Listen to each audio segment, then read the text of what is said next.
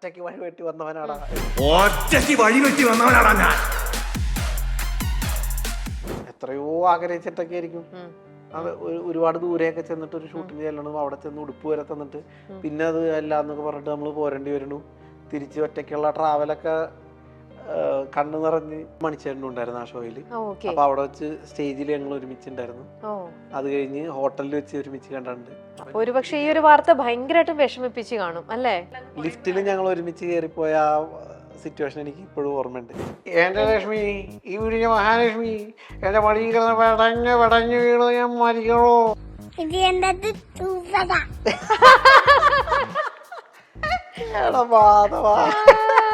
തേപ്പ് കിട്ടിയിട്ടുണ്ടാവാം, ഈ പറഞ്ഞ പോലത്തെ തേപ്പുകള്.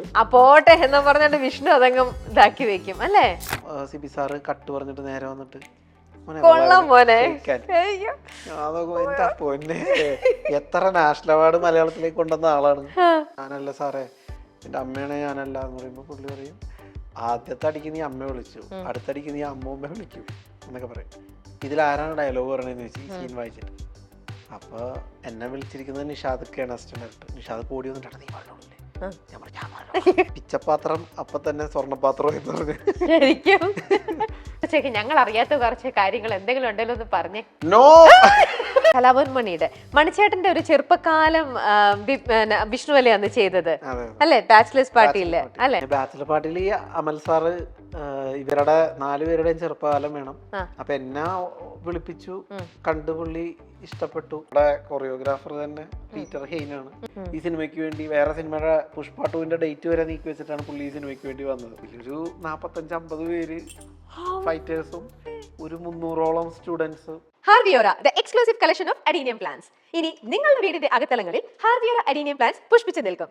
വെബ്സൈറ്റ് വഴി ഓർഡർ ചെയ്ത് കഴിഞ്ഞാൽ ഇന്ത്യയിൽ എവിടെയും ഫ്രഷ് ആയി ഞങ്ങൾ adenium plant നിങ്ങളുടെ വീട്ടിൽ എത്തിച്ചു തരും. കൂടുതൽ വിവരങ്ങൾക്കായി ഹാർവിയോറ വെബ്സൈറ്റ് സന്ദർശിക്കുക.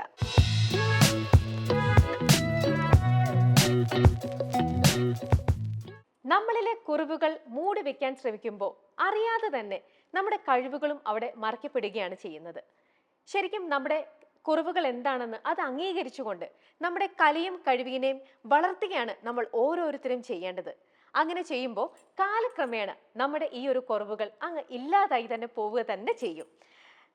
തന്നിലെ കലയെയും കഴിവിനെയും കൈമുതലാക്കി വാശിയോടെ ജീവിത വിജയം കൈവരിച്ച ഒരു വ്യക്തിത്വമാണ്, നല്ല ഒരു ചെറുപ്പക്കാരനാണ് ഇന്ന് നമ്മുടെ കൂടെ ലൈഫ് ഈസ് ബ്യൂട്ടിഫുള്ളിൽ.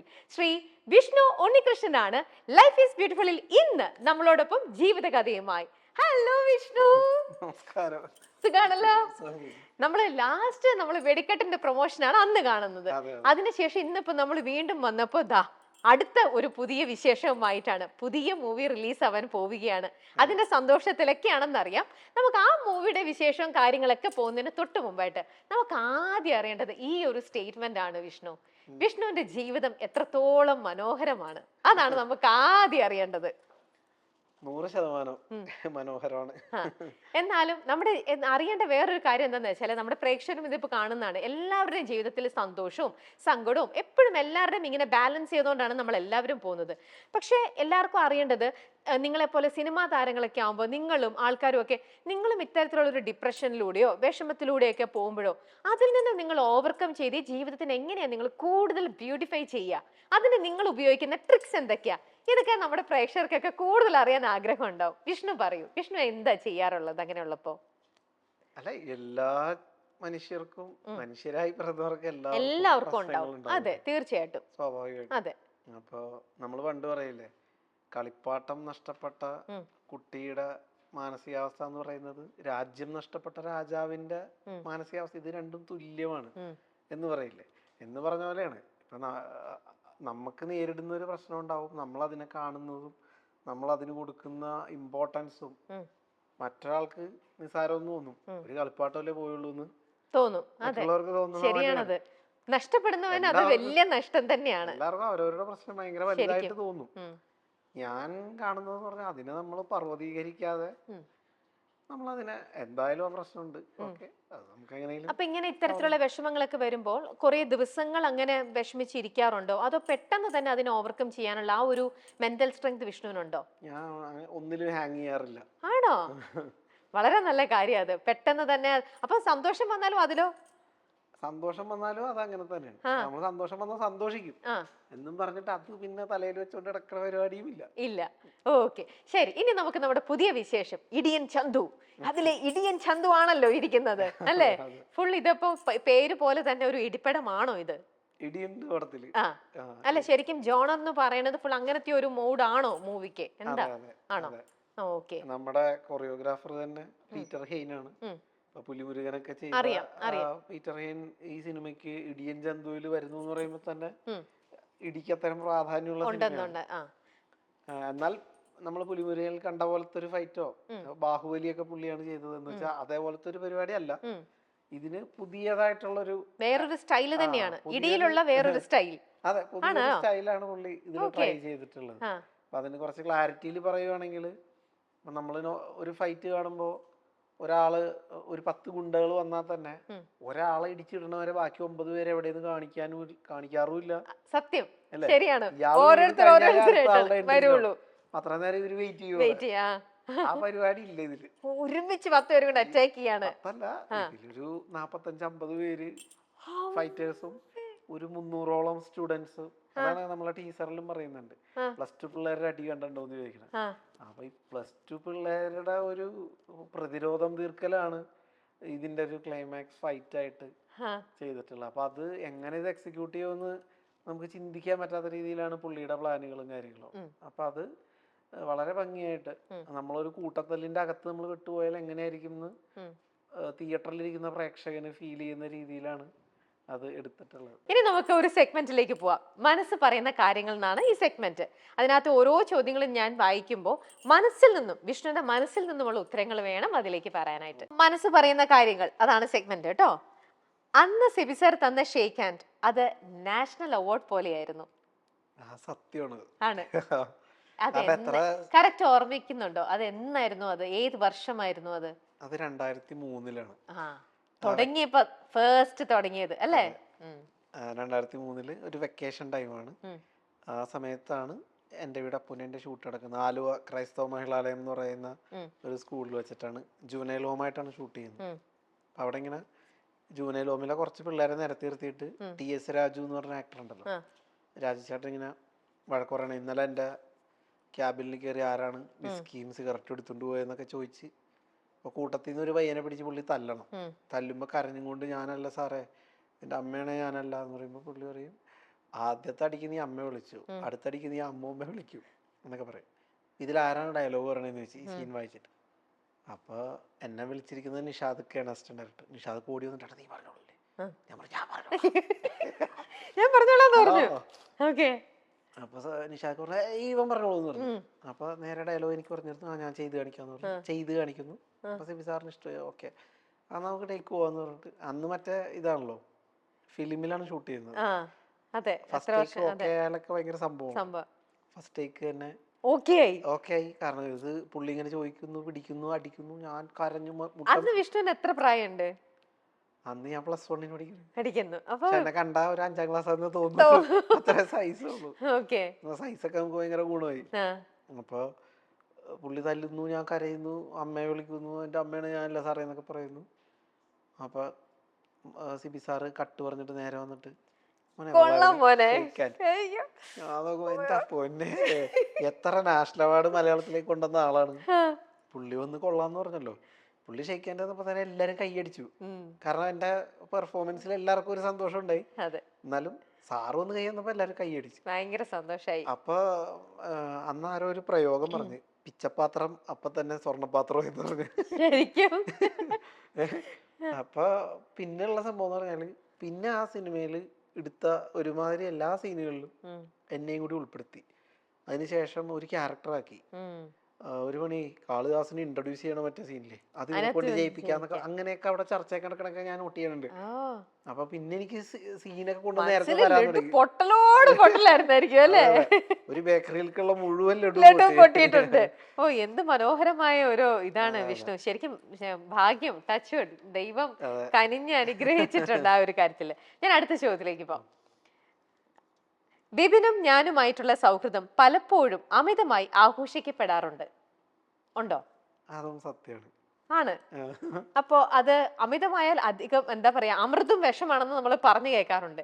അപ്പൊ തോന്നുന്നുണ്ടോ ഇത് ഇത്രയും ഇങ്ങനെ ആഘോഷിക്കപ്പെടേണ്ട അങ്ങനെ എന്തെങ്കിലും തോന്നുന്നുണ്ടോ? അങ്ങനല്ല, പക്ഷെ ഭയങ്കര ഇതിപ്പോ ഞങ്ങൾക്ക് അതിൽ ബുദ്ധിമുട്ടൊന്നുമില്ല. പക്ഷെ സ്റ്റിൽ നമ്മള് എല്ലാ കൂട്ടുകാരും ഇങ്ങനെയൊക്കെ തന്നെയാണ്. എന്നാലും നമ്മളിങ്ങനെ ഈ പറഞ്ഞ പോലെ സിനിമ എല്ലാരും കാണുന്നതിന്റെ പേരില് ഞങ്ങളുടെ ഒരു സൗഹൃദത്തിന് എല്ലാരും എടുത്തിങ്ങനെ പറയുകയും അപ്പൊ ബിബിനും ഞാനും എന്ന പോലെ തന്നെ ആണ്. ഞങ്ങളുടെ കൂട്ടത്തിൽ തന്നെ വേറെ ഒരുപാട് സുഹൃത്തുക്കളുണ്ട്. ഞങ്ങൾ ഒരുമിച്ച് സ്ക്രിപ്റ്റ് ചെയ്തു എന്നുള്ളത് മാത്രമാണ് അതില് വ്യത്യാസം. അപ്പോ പ്രൊജക്ട് ചെയ്യപ്പെടുമ്പോ ബിബിനും വിഷ്ണു ഭയങ്കര സുഹൃത്തുക്കളായിട്ടോ എന്ന് പറയുമ്പോ അതങ്ങനെ തന്നെയാണ്, അതിൽ മാറ്റമൊന്നുമില്ല. പക്ഷെ ചേച്ചി ഇപ്പൊ വായിക്കുമ്പോ അതിലൊരു സത്യമുണ്ട്, അമിതമായി ആഘോഷിക്കപ്പെടുന്നു എന്ന് പറയണത് അത് ശരിയാണ്. ശരി. സോഷ്യൽ മീഡിയ അരങ്ങുവാഴുന്ന ഈ കാലത്ത് തമാശ ഉണ്ടാക്കി ആളുകളെ ചിരിപ്പിക്കുക എന്നത് വളരെ ബുദ്ധിമുട്ടുള്ള ഒരു കാര്യമാണ്. ആണോ? അല്ലേ? അപ്പൊ അതിനെന്താ ഒരു പോംവഴി? എങ്ങനെ അതിനൊരു നിങ്ങൾക്ക് എല്ലാത്തിനും ഒരു സൊല്യൂഷൻ ഉണ്ടാവുമല്ലോ. ഈ ഒരു ഇതിനെന്തായിരിക്കും നിങ്ങൾ ഈ ഒരു പ്രോബ്ലത്തിന് ഒരു സൊല്യൂഷൻ കാണുന്നത്? അതിന് സിറ്റുവേഷനുകളുമായിട്ട് കണക്ട് ചെയ്ത ഹ്യൂമർ ആക്കുക എന്നുള്ളത് മാത്രമാണ് സൊല്യൂഷൻ.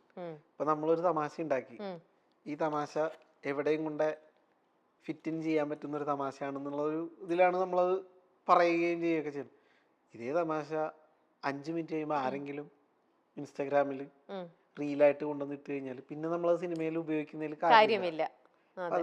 അത് ഇൻസ്റ്റലി ഞാൻ കണ്ട തമാശയാണ് കുമാരി സിനിമയ്ക്ക് വെച്ചതെന്ന് പറയും. അപ്പോ ഇത് ഞങ്ങൾക്ക് സംഭവിച്ചിട്ടുണ്ട് ഫസ്റ്റ് പടത്തിൽ തന്നെ. അമറക് ബ്രന്തോണിയിൽ ഞങ്ങളൊരു ഹ്യൂമർ വായിക്കുമ്പോഴും കേൾക്കുമ്പോഴും എല്ലാരും ചിരിച്ച സാധനം ഇത് ഷൂട്ട് ചെയ്തു, ഡബ് ചെയ്തു, പിന്നെ ഈ പോസ്റ്റ് പ്രൊഡക്ഷൻ കഴിഞ്ഞ് ഇത് പ്രൊമോഷനൊക്കെ കഴിഞ്ഞ് ഇറങ്ങാൻ ആ ഒരു ടൈം ഗ്യാപ്പ് ഉണ്ടല്ലോ, ഇതിന്റെ ഇടയിൽ ഇത് വാട്സപ്പിലൊക്കെ അങ്ങനത്തെ ഒരു കോമഡി വന്നു എന്നും പറഞ്ഞൊരു സംസാരം വന്നു. അപ്പൊ ഞങ്ങക്ക് അയ്യോ ഇനിയിപ്പൊ പടം വന്നു കഴിയുമ്പോ അപ്പൊ ഞങ്ങള് ബുദ്ധിപരമായിട്ട് കയറ്റിയൊരു കാര്യം എന്ന് പറഞ്ഞാല് ഈ സാധനം ലളിത ചേച്ചി ഒരു സംഭവം പറഞ്ഞിട്ട് ഇങ്ങനെ പോണതാണ് അതിലെ തമാശ. അപ്പൊ അതിന് കൗണ്ടറായിട്ട് അമ്മ ഒന്ന് പോയേ ഓരോ വാട്സപ്പ് കോമഡി ആയിട്ട് ഇറങ്ങിയേക്കാണ് എന്ന് പറയണ ഒരു സാധനം ഡബ് ചെയ്ത് അതൊന്നും അങ്ങനെ ചെയ്തു ഞങ്ങള് നാഷിക്ക പറഞ്ഞാന്ന് തോന്നുന്നു. അപ്പൊ ഇനിയിപ്പോ അത് ആരെങ്കിലും വാട്സപ്പിൽ കേട്ടതാണെങ്കിൽ തന്നെ അമ്മ വാട്സപ്പ് കോമഡി ആയിട്ട് ഇറങ്ങിയേക്കാന്ന് പറഞ്ഞാൽ അതിലങ്ങ് പൊക്കോളൂല്ലോ എന്ന് പറഞ്ഞ് അഡ്ജസ്റ്റ് ചെയ്ത്. പക്ഷെ ഇനി അത് അങ്ങനത്തെ പരിപാടികളൊന്നും പറ്റില്ല, കാരണം ഇപ്പൊ അതിനെ അന്നത്തെക്കാളും ഭയങ്കര സോഷ്യൽ മീഡിയ. അപ്പൊ അത്രയും സ്പീഡിലാണ്. അപ്പൊ ഇനി നമുക്ക് അതിനുള്ള ഒരു സൊല്യൂഷൻ എന്ന് പറഞ്ഞു കഴിഞ്ഞാല് സിറ്റുവേഷനുമായിട്ട് കണക്റ്റഡ് ആയിട്ടുള്ള ഒരു ഹ്യൂമർ. അത് നമുക്ക് അറിയുന്ന ഹ്യൂമർ ആണെങ്കിൽ പോലും നമുക്കറിയാം ഇങ്ങനെ അറിയാവുന്ന അതെ ആ ഒരു സിറ്റുവേഷനിൽ അത് അവരങ്ങനെ പെട്ടുപോകുന്നത് കാണാൻ നമുക്ക് ഇഷ്ടമാണ്. അപ്പൊ ഈ പെട്ടുപോകുന്ന ഹ്യൂമർ നമ്മൾ നേരത്തെ കണ്ടിട്ടുണ്ട്. പക്ഷെ എന്നാൽ പോലും നമ്മൾ പരിചയപ്പെടുത്തിയ കഥാപാത്രങ്ങള് അവരോടൊരു ഇഷ്ടം തോന്നിയിട്ടുണ്ടെങ്കിൽ അവരൊരു പ്രത്യേക സിറ്റുവേഷനിൽ പെട്ടുപോകുമ്പോൾ ആൾക്കാർ ഉറപ്പായിട്ടും ചിരിക്കും. സിനിമാ നടൻ ആയില്ലായിരുന്നെങ്കിൽ കളക്ടറായി മാറിയേനെ എന്നൊരു അഭിമുഖത്തിൽ പറഞ്ഞു പോയത് തെറ്റിദ്ധരിക്കപ്പെട്ടു കഴിഞ്ഞിരിക്കുന്നു. ആണോ? തെറ്റിദ്ധരിക്കപ്പെട്ടിട്ടുണ്ടോ? അതെ, എനിക്ക് തന്നെ അറിയാം. കാരണം വിഷ്ണുവിന് ഓർമ്മ വന്ന സമയം മുതലേ വിഷ്ണു തീരുമാനിച്ച കാര്യമാണ്. വിഷ്ണു വേറെ ഒന്നുമല്ല, വിഷ്ണു നാളെ നടനായിരിക്കും. ഭയങ്കര കോൺഫിഡൻസ് ആയിരുന്നു ആ ഒരു കാര്യത്തില്. അപ്പൊ പിന്നെ അതൊന്ന് തമാശക്ക് പറഞ്ഞാണോ അത് കളക്ടർ ആകുന്നുള്ള കാര്യമൊക്കെ? അതുപോലെ അങ്ങ് പറഞ്ഞതാ. പക്ഷെ വേറെ ആർക്കും അത് വേറെ എങ്ങനെയൊക്കെയോ രീതിയിൽ അത് തെറ്റിദ്ധരിക്കപ്പെട്ടു. ശ്രീനേട്ടന്റെ അടുത്ത് ചോദിക്കുമല്ലോ, അതെ സിനിമയിൽ വന്നില്ലായിരുന്നെങ്കിൽ എന്തായാലും ഞാൻ ചിലപ്പോൾ കളക്ടറായനെ അല്ലെങ്കിൽ ഡോക്ടറായനെ എന്നൊക്കെ പറയുമല്ലോ. അത് പറഞ്ഞാണ് ഞാൻ. ഞാൻ പിന്നെ സ്കൂളിൽ പഠിക്കുന്ന സമയത്ത് ഇതേപോലെ എന്നോട് വലുതാവുമ്പോ എന്താണ് ആഗ്രഹം എന്ന് ഓരോ പിള്ളേരും പറയാൻ പറയൂലേ. അന്ന് ഞാൻ നോക്കുമ്പോ അന്നത്തെ ഡിമാൻഡുള്ള ഒരു ഇതെന്ന് പറഞ്ഞാൽ സോഫ്റ്റ്വെയർ എഞ്ചിനീയർ ആണ്. അപ്പൊ ഞാൻ ചാടി കയറി സോഫ്റ്റ്വെയർ എഞ്ചിനീയർ എന്നൊക്കെ പറഞ്ഞിട്ട് വെറുതെ അതൊന്നും എന്താ സോഫ്റ്റ്വെയർ എഞ്ചിനീയർ ഒന്നും അറിയില്ല. ശരി, ഞാൻ അടുത്ത ചോദ്യം. കള്ളൻ വേഷങ്ങൾ എന്നെ തേടി എത്തുന്നതിൽ ഇപ്പോൾ ചെറിയ ഒരു സുഖക്കുറവുണ്ട്, ഉണ്ടോ? സുഖക്കുറവൊന്നുമില്ല, അതിലെന്തെങ്കിലും പുതുമയുണ്ടെങ്കിൽ ഉറപ്പായിട്ടും ചെയ്യും. ഞാൻ എത്രയോ കള്ളൻ വേഷങ്ങൾ ചെയ്തതിനു ശേഷമാണ് കഴിഞ്ഞ 3 വർഷം കള്ളനും ഭഗവതിയും എന്ന് പറഞ്ഞ പടം അതിന്റെ സ്ക്രിപ്റ്റ് വരുന്നത്. പക്ഷെ അതിന്റെ സ്ക്രിപ്റ്റ് എനിക്ക് ഭയങ്കര ഇഷ്ടം, അതിന്റെ ഒരു എലമെന്റ് എന്ന് പറഞ്ഞാൽ ഭയങ്കര രസമുള്ളതായിരുന്നു. അപ്പോ ഞാനത് ചെയ്യാൻ തീരുമാനിച്ചു. ഫാന്റസി ഒരു ഭഗവതി ഒരു വിഗ്രഹം മോഷ്ടിക്കുന്ന കള്ളന്റെ കൂടെ കുറച്ചു നേരം കഴിയുമ്പോ വിഗ്രഹത്തിന് പകരം ഭഗവതിയാണ് കൂടെ നടന്നു വരുന്നത്. അപ്പൊ എന്താ കാര്യം എന്ന് ചോദിക്കാറ് അങ്ങനത്തെ ഒരു ഫാന്റസി എലമെന്റും ഭഗവതിക്ക് ഇനി തിരിച്ച് അമ്പലത്തിൽ കയറാൻ പറ്റില്ല. അപ്പൊ താനാണ് എന്നെ എടുത്തോണ്ട് വന്നേക്കണ, ഞാൻ ഇത് എന്റെ കൂടെ വരുള്ളൂ ഭഗവതി പറയാനാണ്. അപ്പൊ ഈ കള്ളം പറയാന്ന് പറഞ്ഞാൽ അത് നടക്കിയല്ല, ഞാൻ ഒരു ക്രിസ്ത്യാനിയാണ്, മാത്തപ്പൻ എന്റെ കൂടെ ഒന്നും വരാൻ പറ്റിയെന്ന് പറഞ്ഞു. ഞങ്ങക്ക് അങ്ങനെ ജാതി മതമൊന്നുമില്ല, മാത്തപ്പാന്ന് പറഞ്ഞിട്ട് ഭഗവതി കൂടെ ഉണ്ട്, ഭഗവതി തലയിലാവണതാ. അപ്പൊ ഈ എലമെന്റ് കേട്ടപ്പോ എനിക്ക് ഭയങ്കര ഇഷ്ടമായി. ആ പടം ഞാൻ ചെയ്തു, എത്രയോ കള്ളം വേഷം ചെയ്തതിന് ശേഷം. അതെ. അപ്പൊ ഇനിയും പുതുമയുള്ള ഒരു കള്ളൻ വന്നു കഴിഞ്ഞാൽ രസമുള്ള പരിപാടികൾ വന്നാല് കള്ളനാണോ പോലീസാണോ നോക്കില്ല, അത് ചെയ്യാന്നുള്ളത് തന്നെ. അതിൽ നമുക്ക് എന്തെങ്കിലും പുതിയതായിട്ട് ചെയ്യേണ്ടോന്നുള്ളതാണ്. ഇപ്പൊ ബിബിനോട് ഇനി കാണുമ്പോ ചേച്ചി ചോദിക്കും, അവൻ എന്റെ പെർഫോമൻസിൽ ഏറ്റവും ഇഷ്ടപ്പെട്ട പടങ്ങളിലൊന്ന് കള്ളനും ഭഗവതിയാണ്. ആണല്ലേ? അതിലെ കള്ളൻ നമ്മൾ ഇതിനു മുൻപ് ഞാൻ വേറെ പടത്തിൽ കള്ളമേഷം ചെയ്തിട്ടുണ്ട്. ആ കള്ളനല്ല, എനിക്കറിയാം ഞാൻ ഇതിൽ വേറെ ഒരു പുതിയ സാധനം ചെയ്യാൻ പറ്റും എന്നൊരു ഫീൽ ഉണ്ടായതുകൊണ്ടാണ് ആ പടം ചെയ്തത്. ഇപ്പൊ ഒരു കള്ളം പടം ഇറങ്ങും ഇനി, താനാരാന്ന് പറഞ്ഞ പടം, അതിന് ഞാൻ കള്ളമേഷമാണ്. ഓക്കെ. അതുപോലെ ഇപ്പൊ ഇത് പറഞ്ഞപ്പോ വേറൊന്നും എനിക്ക് ഓർമ്മ വന്നത്, നമ്മുടെ മണിച്ചേട്ടന്റെ കലാഭവൻ മണിച്ചേട്ടന്റെ ഒരു ചെറുപ്പക്കാലം വിഷ്ണുവല്ലേ അന്ന് ചെയ്തത് അല്ലെ, ബാച്ചിലേഴ്സ് പാർട്ടിയില് അല്ലെ? ആ ഒരു എക്സ്പീരിയൻസും ആ ഒരു ക്യാരക്ടറിനെ കുറിച്ചും കൂടെ ഒന്ന് പറയാം. ഇത് പറഞ്ഞപ്പോ പെട്ടെന്ന് അതുപോലെ ഒരു ഓർമ്മ വന്നു. ബാച്ചിലർ പാർട്ടിയിൽ അമൽ സാറ് ഇവരുടെ 4 പേരുടെയും ചെറുപ്പകാലം വേണം. അപ്പൊ എന്നെ വിളിപ്പിച്ചു, കണ്ടു, പുള്ളി ഇഷ്ടപ്പെട്ടു, ഉറപ്പിച്ച മട്ടാണ്. പക്ഷെ എന്നോട് പറഞ്ഞു ബാക്കി 4 പേരും കൂടി തന്റെ സൈസിന് ഒപ്പിച്ചുള്ള ആൾക്കാരാണെങ്കിലാണ് ഇത് ഫിക്സ് ചെയ്യുള്ളൂ എന്ന് പറഞ്ഞു. അപ്പൊ എനിക്ക് ടെൻഷനായി, ഒരു ബാക്കിയുള്ള പിള്ളേരെ കറക്റ്റ് സൈസ് കിട്ടണ്ടേ.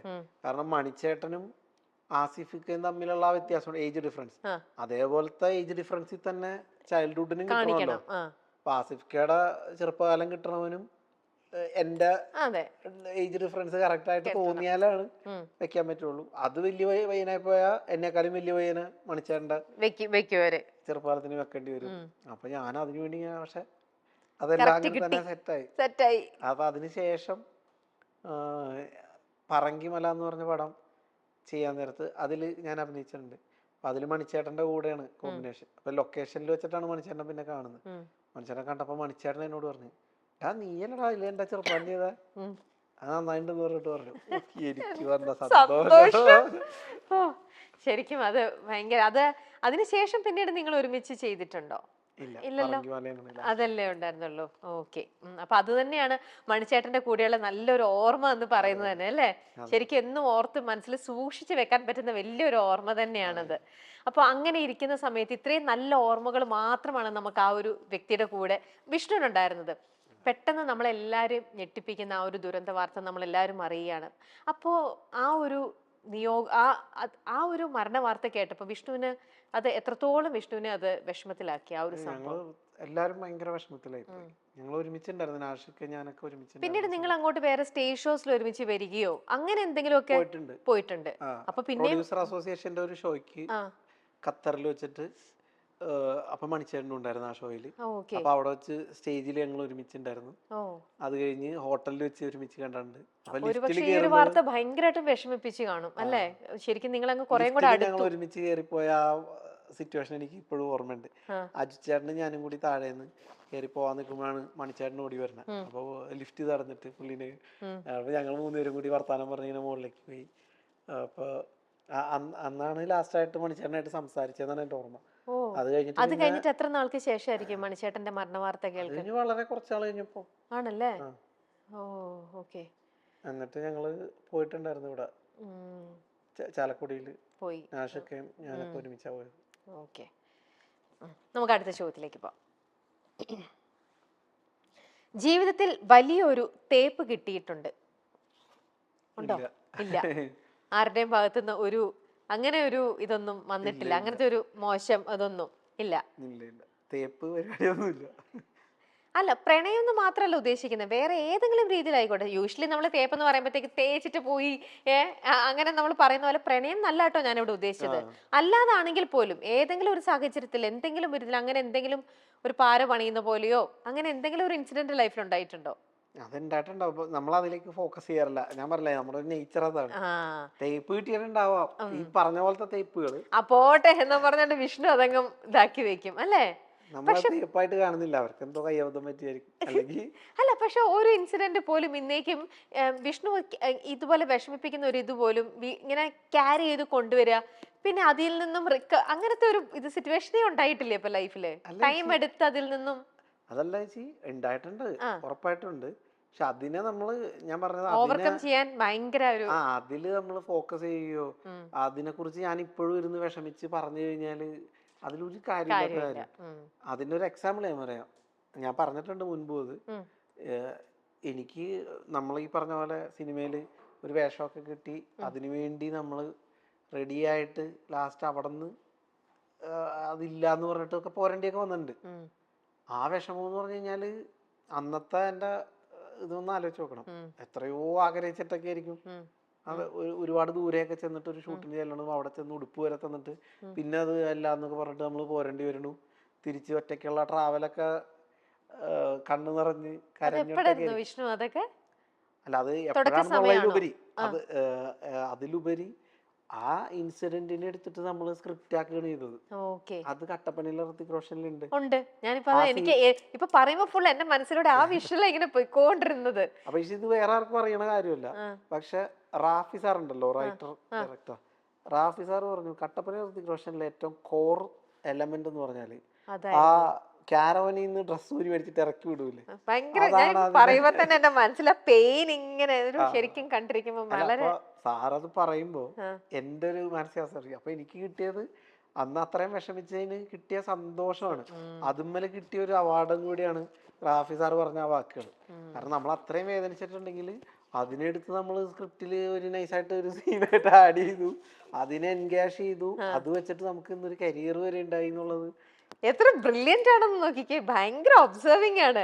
ഓരോരുത്തരെയും വളരെ സാധാരണക്കാരെ ഇങ്ങനെ നടന്നു പോകുന്നവരെ കണ്ടുപോകുന്നവരല്ല. വിഷ്ണു ഓരോരുത്തരെയും കാണുമ്പോൾ വളരെ കീനായിട്ട് ഒബ്സർവ് ചെയ്യും. അതിൽ നിന്നും എന്തെങ്കിലുമൊക്കെ പഠിച്ച് അത് അടുത്തടുത്ത ഓരോ കഥാപാത്രങ്ങളിലേക്ക് അത് ഇൻപുട്ട് ചെയ്യാൻ നോക്കും. വളരെ ബ്രില്യന്റ് ആണ് കേട്ടോ. ഇവിടെ ഒന്നും ഇരിക്കേണ്ടവനല്ല, ഇനിയും ഇത് നിൽക്കുന്നു. ശരി, അടുത്ത ചോദ്യം. എന്റെ തന്നെ ഒരു സീൻ തിയേറ്ററിൽ കണ്ടപ്പോൾ കണ്ണ് നിറഞ്ഞിട്ടുണ്ട്. ഉണ്ടോ? ഏത് സിനിമ, ഏത് സീനായിരുന്നു അത്? പലതും ഉണ്ട്. എനിക്ക് വെടിക്കെട്ടിലെ സീൻ എന്ന് വെച്ചാ എന്റെ സീൻ മാത്രമല്ല, അത് നമ്മുടെ കൂട്ടുകാരൻ തന്നെയാണ് അഭിനയിച്ചിട്ടുള്ളത്, ഋതിൻ എന്ന് പറഞ്ഞ. എനിക്കറിയാം, പടം കണ്ടല്ലോ. അപ്പൊ ആ സീൻ വരുമ്പോഴത്തേക്ക് അത് കണ്ടു കഴിഞ്ഞപ്പോഴത്തേക്ക് ഞാൻ നോക്കുമ്പോ എന്റെ ചേച്ചിയൊക്കെ ഇരുന്ന് കരയണു, അപ്പുറത്ത് നോക്കുമ്പോ അവരൊക്കെ കരയാണ്.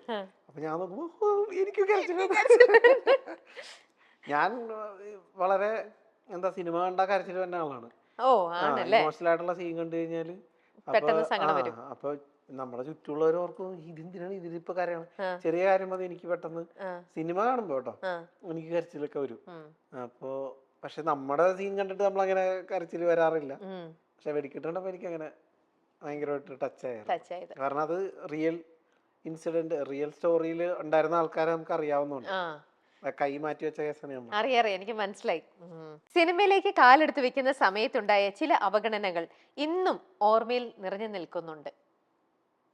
അങ്ങനത്തെ ഒരു അവഗണന അധികം ഉണ്ടായിട്ടില്ല എന്ന് തന്നെ പറയണം. വിഷ്ണുവിനെല്ലാം അല്ലാതെ തന്നെ ലഭിച്ചിരിക്കുക ചെയ്തിരിക്കുന്നത് അല്ലെ? വിഷ്ണു വിചാരിക്കുന്നതിലും അപ്പുറം വിഷ്ണുവിന് ഈസി ആയിട്ട് കാര്യങ്ങൾ പോയി എന്നാണ് അല്ലേ?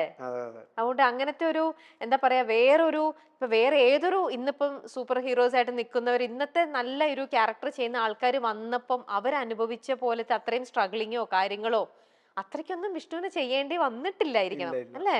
ഇല്ല, ഒരിക്കലും ഇല്ല. അപ്പൊ ഞാൻ ഇങ്ങനെ പലയിടത്തും പല ഇന്റർവ്യൂവിലും ഞാൻ പറഞ്ഞിട്ടുണ്ട്, അതിനെ മിസ്റീഡ് ചെയ്തിട്ടുണ്ട് പല ആൾക്കാരും. അപ്പോ വേറെ പലരും പറഞ്ഞു കേട്ടേക്കുന്ന, നമ്മൾ നേരത്തെ കേട്ടിരിക്കുന്ന ഈ കോടമ്പാകത്തെ വെള്ളം പൈപ്പ് വെള്ളം കുടിച്ചു എന്ന് പറയുന്ന ബുദ്ധിമുട്ടൊന്നും നമ്മൾ അനുഭവിച്ചിട്ടില്ല. പക്ഷെ നമ്മൾ പല സ്ട്രഗിളുകളും നമ്മൾ അനുഭവിച്ചിട്ടുണ്ട്. അതൊക്കെ ഭയങ്കര സ്ട്രഗിളുകളായിട്ട് നമുക്ക് തോന്നിയിട്ടില്ല, നമ്മളങ്ങനെ പറഞ്ഞിട്ടുമില്ല. വേറെ ചില ആൾക്കാരൊക്കെ പറയണ സ്ട്രഗിളുകൾ, ഞാൻ ഇത്രയും കഷ്ടപ്പെട്ടാന്ന് പറഞ്ഞ് പറയണ കാര്യങ്ങൾ കേൾക്കുമ്പോ ഇതാ അപ്പൊ ഞാൻ അനുഭവിച്ചതോ ഏത്. അപ്പൊ അത് നമ്മുടെ കാഴ്ചപ്പാടിന്റെയും കൂടിയാണ് ഇത്. നമ്മള് കടന്നു വന്നിരിക്കുന്നത് ഭയങ്കര കാര്യങ്ങളൊക്കെ ഉണ്ട്, മനസ്സിലായി. പക്ഷെ അതിനെടുത്തിരിക്കുന്ന രീതി അതാണ്. അത്രയെങ്കിലും ബുദ്ധിമുട്ടില്ലെങ്കിൽ പിന്നെ എങ്ങനെയുണ്ട് ആ എന്നുള്ളൊരു മനസ്സിലായി. സാധനം അതിന്റെ കൂടെയാണ്. അതെ, ഇതെല്ലാം ജീവിതത്തിൽ വരുന്ന എന്തൊരു ബുദ്ധിമുട്ടുള്ള കാര്യങ്ങളോ എന്തോ ആയിക്കോട്ടെ, ഇതെല്ലാം നമ്മൾ എങ്ങനെ അതിനെ തരണം ചെയ്യുന്നു, നമ്മൾ എങ്ങനെ അതിനെ നോക്കി കാണുന്നു അനുസരിച്ചിട്ടിരിക്കും അല്ലേ. കറക്റ്റ്. പിന്നെ ഭാഗ്യം, അതും വളരെയധികം ഉള്ള ഒരാളും കൂടെ എന്നുള്ള രീതിയിൽ അതിനെ ഈസി ആയിട്ട് കുറച്ചും കൂടെ ടാക്കിൾ ചെയ്യാൻ പറ്റിയിട്ടുണ്ടാവണം. ഞാൻ ഭയങ്കര ലക്കി ആയിട്ടുള്ള ആളാണ്. എനിക്ക് എല്ലാ ജീവിതത്തിൽ ഒരു കാര്യത്തിനും ഒരു തടസ്സവും വന്നിട്ടില്ലാത്ത ആളാണ്. എനിക്ക് ടച്ച് ഇനിയും അങ്ങനെ തന്നെ ആവട്ടെ വിഷ്ണു. ശരിക്കും അതൊക്കെ ഒരു അങ്ങനെ വിശ്വസിക്കണം. ഈ ഭാഗ്യം എന്ന് പറയുന്നത് എനിക്ക് കിട്ടിയതെല്ലാം ഭാഗ്യമാണെന്ന് അത് പറയേണ്ടത് കിട്ടിക്കഴിഞ്ഞിട്ടാണ്. കിട്ടാത്ത ഒരാള് മറ്റവരെ കുറിച്ചല്ല പറയേണ്ടത്. അവന് കിട്ടിയതൊക്കെ ഭാഗ്യം കൊണ്ടാണ്, നമുക്ക് ഭാഗ്യം ഇല്ലാത്തതൊന്നും കിട്ടിയില്ല എന്ന് പറയുന്നിടത്ത് അത് പോയി. നമുക്ക് കിട്ടിയതൊക്കെ ഭാഗ്യമാണെന്ന് നമ്മൾ വിശ്വസിക്കുന്നിടത്ത് ശരിയാണല്ലോ എന്ന് നമുക്കൊരു ബോധ്യം വരും. കാരണം നമ്മളെക്കാൾ കഴിവുള്ള, നമ്മളെക്കാൾ ക്വാളിറ്റികൾ ഒരുപാടുള്ള ശരിക്കും എത്രയോ ആൾക്കാര്, നമ്മളെക്കാൾ ആഗ്രഹമുള്ള ആൾക്കാരെന്ന് നമുക്ക് തോന്നുന്ന പല ആൾക്കാരും മനസ്സിലായി. അവർക്കാലൊക്കെ പല കാര്യങ്ങളും നമുക്ക് കിട്ടിയിട്ടുണ്ട്. അപ്പൊ നമ്മൾ ഭാഗ്യം കൊണ്ട് തന്നെയാണെന്ന് ആണ് ഞാൻ വിശ്വസിക്കുന്നത്. ഓക്കെ. ഇന്റർവ്യൂകളിലും പ്രോഗ്രാമുകളിലും ഉയർന്നു വരുന്ന ചില ചോദ്യങ്ങൾ പ്രസ് മീറ്റുകളിലും ഉൾപ്പെടെ ചിലത് അസ്വസ്ഥത സൃഷ്ടിച്ചിട്ടുണ്ട്. ഉണ്ടോ? അതൊക്കെ ഉണ്ട്. അതിനൊക്കെ അപ്പൊ എങ്ങനെയാ വിഷ്ണു ഹാൻഡിൽ ചെയ്യുന്നത്? എങ്ങനെയാ? ഞാൻ വളരെ എന്താ പറയാ സമചിത്തതയോടുകൂടി കൈകാര്യം ചെയ്ത ആദ്യത്തെ ചോദ്യം ഏതായിരുന്നു? അങ്ങനെ ചോദിച്ചാൽ ഓർമ്മയുണ്ടോ? എങ്ങനെ ഓർമ്മയില്ല. ചില കൊനിഷ്ഠ ചോദ്യങ്ങളൊക്കെ ചോദിക്കും ചില ആൾക്കാര്. പക്ഷെ അത് നമ്മൾ കയ്യിൽ നിന്ന് പോവാത്ത രീതിയിൽ മാനേജ് ചെയ്തിട്ടുണ്ട്. എൻ്റെ ഓർമ്മയിൽ അങ്ങനെ പ്രശ്നമൊന്നും ആയിട്ടില്ല. ഓക്കെ. അപ്പോൾ ഈ നമ്മളിപ്പോൾ പൊതുവെ ഇപ്പം ഞാൻ തന്നെ വിഷ്ണുവിൻ്റെ ഇത് 2ാമത്തെ തവണയാണ് ഇന്റർവ്യൂ ചെയ്യണത്. ഇതുപോലെ എത്ര ഇന്റർവ്യൂസ് വിഷ്ണു ഓരോരുത്തർക്കും കൊടുത്തിട്ടുണ്ട്. ഒരുപക്ഷെ ഞാൻ ഉൾപ്പെടെ ചോദിക്കുന്ന ഞങ്ങളെപ്പോലെ ഇവിടുന്ന് ഒരേ ചോദ്യത്തിന് തന്നെ പലതവണ വിഷ്ണു ആൻസർ കൊടുക്കേണ്ടി വരാറുണ്ട്. കോമൺ ആയിട്ട് കുറേ ചോദ്യങ്ങൾ വരും. പക്ഷെ നിങ്ങളുടെ ജീവിതത്തിലെ തന്നെ ഇതുവരേക്കും നിങ്ങൾ എവിടെയും ഒരു ഇതിലും പറയാത്ത, ഒരു ഇന്റർവ്യൂവിലും ചോദിച്ചിട്ടില്ലാത്തത്, അപ്പം ഒരു ഇന്റർവ്യൂവിൽ നിങ്ങൾ പറയാത്ത നിങ്ങളുടെ ജീവിതത്തിൽ എന്തെങ്കിലും ഒരു സ്പെഷ്യൽ കാര്യം, അങ്ങനെ എന്തെങ്കിലും ഒന്നും ഉണ്ടാവില്ലേ? ഉണ്ടാവും. അപ്പൊ അത്തരത്തിലുള്ള ചോദ്യം ഞാനിപ്പോ ചോദിക്കുന്നില്ല. അത്തരത്തിലുള്ള ചോദ്യമായിട്ട് നമ്മുടെ മൈൽ സ്റ്റോൺ മേക്കേഴ്സിൽ പുതിയൊരു പ്രോഗ്രാം സ്റ്റാർട്ട് ചെയ്യുക. ദ കെന്ന ഷോ എന്ന് പറഞ്ഞിട്ട് ഒരു ഷോ ജൂൺ 21 സ്റ്റാർട്ട് ചെയ്യും. ജൂൺ 19 നമ്മുടെ ജൂലൈ 21 സ്റ്റാർട്ട് ചെയ്യും. ജൂലൈ 19 വിഷ്ണുവിന്റെ മൂവി വരാൻ പോണത്. അപ്പൊ അത് കഴിഞ്ഞാൽ 2 ദിവസം കഴിഞ്ഞാൽ ദ കെന്ന ഷോ എന്ന് പറഞ്ഞ ഈ ഒരു പ്രോഗ്രാം സ്റ്റാർട്ട് ചെയ്യണം. അതിനകത്ത് ഇതുപോലെയാണ് ഓഡിയൻസിനെയും കൂടെ ഇൻക്ലൂഡ് ചെയ്തിട്ടാണ് ഒരു പ്രത്യേക രീതിയിലുള്ള ഒരു ഷോ ആണ് നമ്മൾ ചെയ്യുന്നത്. അപ്പൊ അതിനകത്ത് നിങ്ങൾ ഇതുവരെ വിഷ്ണുവിനെ പോലത്തെ ആർട്ടിസ്റ്റുകളുടെ ഇതുവരെ പറയാത്ത കുറച്ച് കാര്യങ്ങളും അങ്ങനത്തെ കുറച്ച് ചോദ്യങ്ങളും ഒക്കെ ആയിട്ട്. അപ്പം ഞാനിപ്പോ ഇത് പറയാൻ കാരണം വിഷ്ണു മിക്കവാറും ഇപ്പൊ പോയാലും വീണ്ടും ദ കെന്ന ഷോയിൽ പറയാത്ത കാര്യങ്ങൾ പറയാനുണ്ടെന്നാണ് പറഞ്ഞിരിക്കണത്. അപ്പൊ അത് പറയാനായിട്ട് നമ്മൾ ക്ഷണിക്കും കേട്ടോ. ഓക്കെ. ഇനി എന്റെ ലാസ്റ്റ് ചോദ്യമാണ് ഈ സെഗ്മെന്റില്. ഇൻഡസ്ട്രിയിൽ ചിലയിടങ്ങളിലെങ്കിലും ഇപ്പോഴും പരിഹാസങ്ങളും പിന്നിൽ നിന്നുള്ള ഒരു കുത്തലും കിട്ടുന്നുണ്ട്. ഉണ്ടോ? എനിക്ക് അങ്ങനെ തോന്നിയിട്ടില്ല. പക്ഷെ അത് ഉണ്ടെന്ന് പറയുന്നുണ്ട്. നമ്മുടെ അടുത്ത് തന്നെ പറയും. ഞാൻ പക്ഷെ അത് എന്റർടൈൻ ചെയ്യാറില്ല. മനസ്സിലായില്ല എനിക്ക്. വിഷ്ണുവിനെ നമ്മളുടെ അടുത്ത് ഇങ്ങനെ പറയും, നമ്മളെ കുറിച്ച് വേറൊരാൾ ഇങ്ങനെ പറഞ്ഞു എന്ന് പറഞ്ഞ് അങ്ങനെ ഒരു മാറ്റർ സംസാരിക്കുമ്പോഴേ നമ്മളത് എൻകറേജ് ചെയ്യാറില്ല. വിഷ്ണുവിന് ഭയങ്കര എന്താ പറയാ, ആ ഒരു കാര്യത്തിലൊക്കെ ഭയങ്കര മെച്ചുവേർഡ് ആയിട്ട് ഇതുപോലത്തെ കാര്യങ്ങളെല്ലാം ഹാൻഡിൽ ചെയ്യാനുള്ള ഒരു പ്രത്യേക കഴിവും കൂടെയുണ്ട്. അതുകൊണ്ടായിരിക്കണം ഒരുപക്ഷെ ഇതെല്ലാം ഇങ്ങനെ ചെയ്യാൻ പറ്റും. നമ്മള് ജസ്റ്റ് ട്രൈ ചെയ്ത് തുടങ്ങിയിട്ടുള്ളൂ എന്നുള്ളൊരു ഫീലാണ്. ഉത്സാഹപ്പെടുത്തിയ ആൾക്കാരില്ലേ, അവരോടെന്ത് പറയുന്നു.